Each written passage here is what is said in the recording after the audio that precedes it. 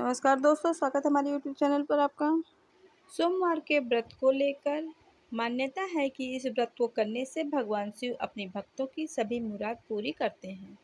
सोमवार के दिन भगवान शिव को समर्पित है, इसलिए इस दिन भगवान शिव की पूजा और व्रत करने का महत्व और भी ज़्यादा बढ़ जाता है। यदि आप सोमवार के व्रत करते हैं तो आपको सोमवार व्रत कथा पढ़ना बेहद ज़रूरी है, क्योंकि इसके बिना आपका व्रत अधूरा माना जाता है। आप पढ़ नहीं सकते तो मोबाइल में लगा के आप सुन भी सकते हैं। आइए सुनते हैं सोमवार व्रत कथा।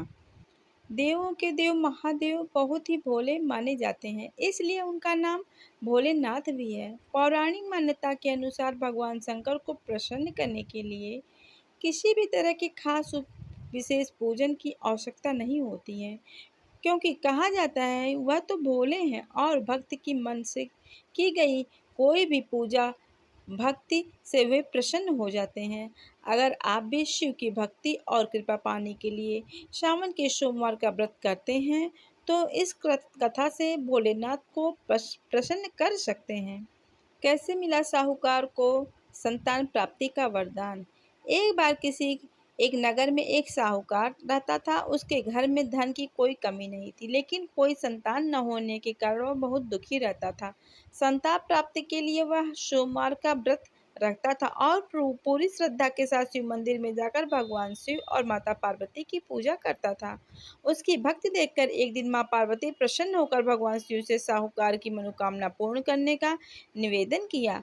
पार्वती जी के आग्रह पर भगवान शिव ने कहा कि हे पार्वती, इस संसार में हर प्राणी को उसके कर्मों का फल मिलता है और जिसके भाग्य में जो जो है उसे भोगना पड़ता है। लेकिन पार्वती जी साहूकार की भक्ति देकर उनकी मनोकामना पूर्ण करने की इच्छा व्यक्त की। माता पार्वती के आग्रह पर शिव जी ने साहूकार को पुत्र प्राप्ति का वरदान तो दिया, लेकिन उन्होंने बताया कि यह बालक 12 वर्ष तक जीवित रहेगा। साहूकार शिव जी की पूजा रोज करता था। कुछ समय के बाद साहूकार की पत्नी ने एक पुत्र को जन्म दिया। जब जब वह बालक 11 वर्ष का हुआ तो उसे पढ़ने के लिए काशी भेज दिया गया। साहूकार ने पुत्र के मामा को बुलाकर उसे बहुत सारा धन देते हुए कहा कि तुम इस बालक को काशी विद्या प्राप्ति के लिए ले जाओ।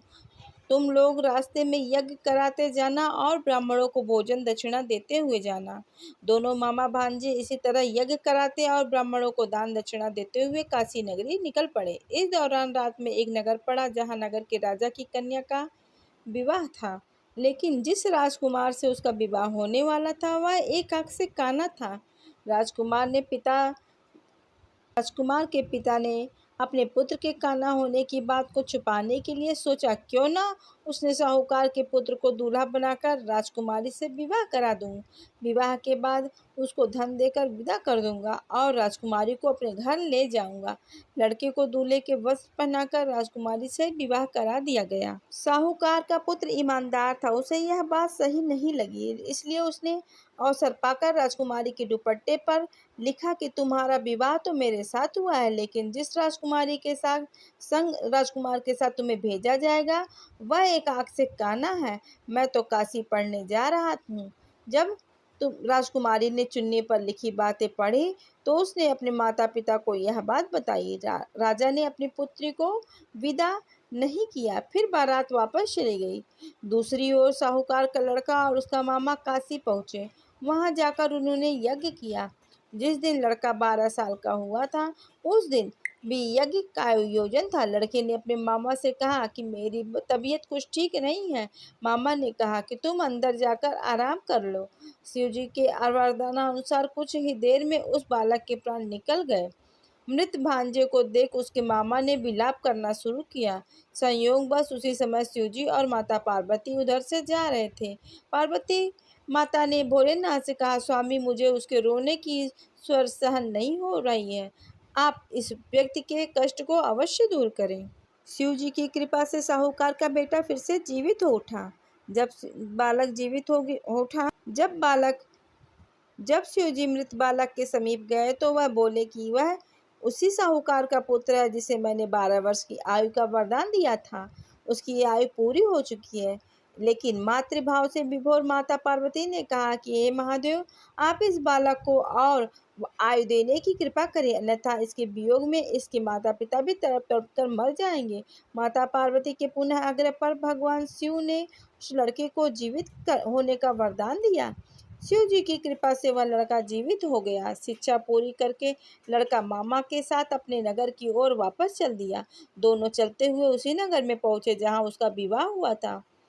उस नगर में भी उन्होंने यज्ञ का आयोजन किया। उस लड़के के ससुर ने उसे पहचान लिया और महल में ले जाकर उसकी खातिरदारी की और अपनी पुत्री को विदा किया। इधर साहूकार और उसकी पत्नी भूख प्यासे रहकर बेटे की प्रतीक्षा कर रहे थे बेटे के लिए प्रतीक्षा कर रहे थे। उन्होंने प्रण कर रखा था कि यदि उन्हें अपने बेटे की मृत्यु का समाचार मिला तो भी प्राण त्याग देंगे, परंतु अपने बेटे के जीवित होने का समाचार पाकर वह बेहद प्रसन्न हुए। उसी रात भगवान शिव ने साहूकार के स्वप्न में आकर कहा, हे श्रेष्ठी, मैंने तेरे सोमवार के करने से व्रत तथा कथा सुनने से प्रसन्न होकर तेरे पुत्र को लंबी आयु प्रदान की है।